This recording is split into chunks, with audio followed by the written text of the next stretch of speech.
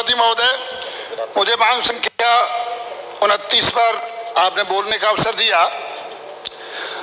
मैं सीधी अपने क्षेत्र की समस्याओं के ऊपर ही आता हूं, समय की सीमा है। माननीय सभापति महोदय, 2012 में फलोदी नगरपालिका क्षेत्र के 8 गांवों को पेराफेरी क्षेत्र में सम्मिलित किया गया है, उसकी सीमा को बढ़ाया गया, जिसमें लोडिया, एका भाटिया, गज्जा, खींचन, मोहरा, डेडीसरा, जुड़ोजो, ढाणी और फलोदी ग्रामीण थे। लोग वहां पर बसे हुए थे। कई कस्बों में जो राजकीय तो थे, परंतु लोगों की बसावट है, जिस प्रकार से गांवों के अंदर लोग बसते रहते हैं और उस तरह से कोई तरह के बाड़े बना लेते हैं और रहते हैं और दशकों से रह रहे थे, वहां पर रह रहे थे। उनके मूलभूत सुविधा न तो ग्राम पंचायत दे रही है और ना ही नगर पालिका दे रही है। तो मेरा ये निवेदन है कि उन्हें मूलभूत सुविधाओं से वंचित ना रहना पड़े और उनको मूलभूत सुविधाएं उपलब्ध कराया जाए। माननीय सभापति महोदय, 8 तारीख पिछली अंतर्राष्ट्रीय महिला दिवस था और 9 तारीख फलोदी के इतिहास के अंदर वो काला और क्रूरतम दिवस,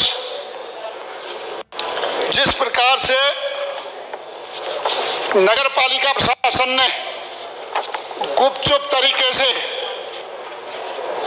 अतिक्रमण हटाने की जो कार्रवाई की, सुबह सुबह किस प्रकार से उन्होंने मैनेज किया है, किस प्रकार से लोगों के पास में ये बात पहुंची तक नहीं, उन सूचना तक नहीं पहुंची। RAC की एक टुकड़ी भी आ जाती है, 3 थानों की पुलिस भी आ जाती है, प्रशासनिक अधिकारी भी आ जाते हैं और ये बात छुपा करके सुबह सुबह इतने जल्दी जिस प्रकार से गुपचुप तरीके से किसी आतंकियों को घेर करके जिस प्रकार से उनको ढेर किया जाता है, उस प्रकार से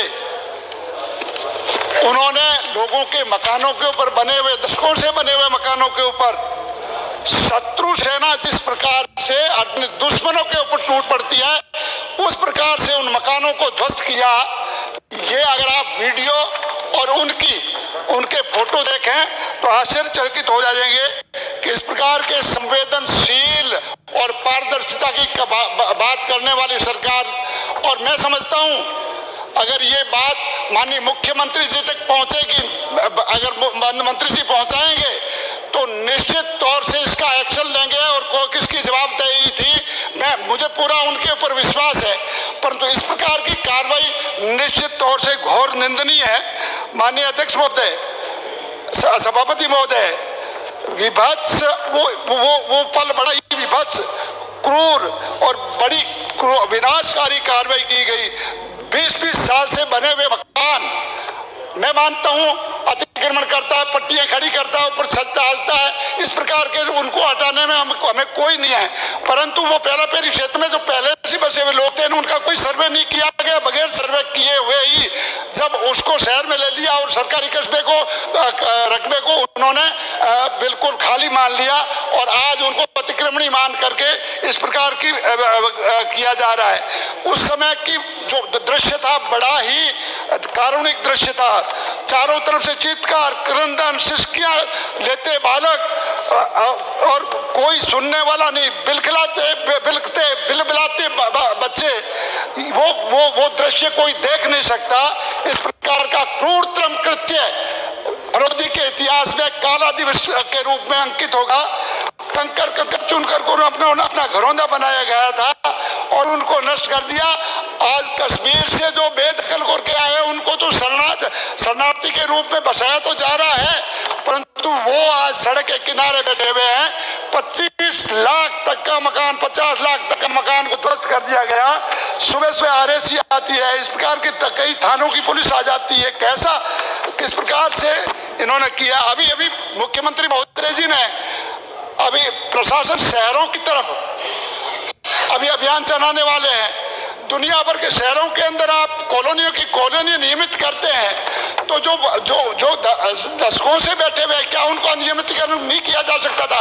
उनकी पूरी कीमत ले लेते, परंतु आप उनके घरों को नष्ट क्यों किया? ये बड़ी दुर्भाग्यपूर्ण बात है। प्रशासन महोदय, मेरा आपसे निवेदन है कि मुख्यमंत्री तक माननीय मंत्री जी ये बात पहुंचाइए। उनके जहन में ये नहीं है, उनके गृह जिले के अंदर ये कुकृत्य हुआ है, अगर ये उनके पास में पहुंचेगी निश्चित तौर से इसको ऊपर संज्ञान लेंगे। जो प्रशासनिक अधिकारी, जो नगर पालिका उसके लिए जिम्मेवार है, उसके ऊपर जरूर एक्शन लेंगे। दूसरी मेरी मुख्य बात यह है, माननीय सभापति महोदय, आप अचंभित होंगे, 105 वर्ष पूर्व जोधपुर और फलोदी की नगर पालिका का गजट नोटिफिकेशन होता है, एक साथ में नगर पालिका बनती है। ये उससे आजादी से पूर्व की बात है। उस समय में फलोदी व्यापारिक केंद्र होता था, सिंध से सीधा व्यापार होता था, बड़ा संपन्न शहर था। दोनों एक साथ गजट नोटिफिकेशन होते हैं। मेरा ख्याल है राजस्थान में ऐसी नगर पालिका जो 105 वर्ष 1915 में जिसका घोषित गजट नोटिफिकेशन हुआ हो और उसके अंदर सीवरेज की व्यवस्था नहीं हो, या तो नगर पालिका रही नहीं, नगर निगम और नगर परिषद बन गए, अगर है भी तो उनके अंदर पूरी व्यवस्था है। एक फलोदी शहर है, ये गंदगी के अंदर जीने के लिए मजबूर है। माननीय सभापति महोदय, इस बात को माननीय, जब कभी भी मैं यूडीएच मंत्री जी के पास में जाता हूँ, he turns the deaf ear towards me, वो मेरे से सुनने के लिए वो अपना वो दूसरे वाला कान उधर करते हैं, दूसरा जाते हैं तो उसको सुनने वाला कान करते हैं।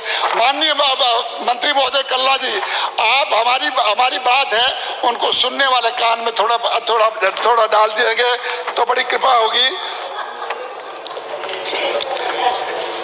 बड़ी इससे सबसे बड़ी तो ये है कि 50,000 की जनसंख्या तक का इसमें अमृत योजना में लिया गया है, परंतु दुर्भाग्यपूर्ण यह स्थिति है कि मेरे शहर की जनसंख्या 2011 में मात्र 50,000 से 113 कम, 49,887 थी। अब 113 की इस छोटी सी गिनती के कारण ये सीवरेज लाइन से वंचित रह गया है। हमने पिछले कार्यकाल में 1531 लाख की लागत से 12 कच्ची बस्तियों में सीवरेज डालना नहीं, परंतु शहर उस गंदगी में जीने के लिए मजबूर है। 2 मिनट में समाप्त करें। माननीय महोदय, थोड़ी सी 1 मिनट बात कह के मैं अपनी बात पूरी कर लूंगा, आपके आदेश की पालना करूंगा। माननीय सभापति महोदय, इस शहर जब विकास की तरफ है, वहां पर पास में रामदेवरा मेला है, पश्चिम की काशी के रूप में है, 70 लाख वहां पर लोग आते हैं, पैदल आते हैं। उसी प्रकार से एक जांबा मेला है जिसमें 20 लाख लोग आते हैं, सोलर हब है। वहां पर जो फ्लोटिंग पॉपुलेशन है, उस पॉपुलेशन को गिन करके सीवरेज लाइन देने का कृपा करें। और मेरा आपसे निवेदन है कि अन्य शहरों के अंदर जो इस मापन में नहीं आते उनको भी दिया गया है, क्यों न मेरे शहर फलोदी को सीवरेज लाइन दिया जाए, एक विशेष पैकेज के तहत दिया जाए। आपने बोलने का समय दिया और आपके आदेश की पालना के तहत मैं समय पर बैठ रहा हूँ। मेरा ख्याल 1 मिनट बचा हुआ भी है, परंतु आप बोले 1 मिनट और बोले आप।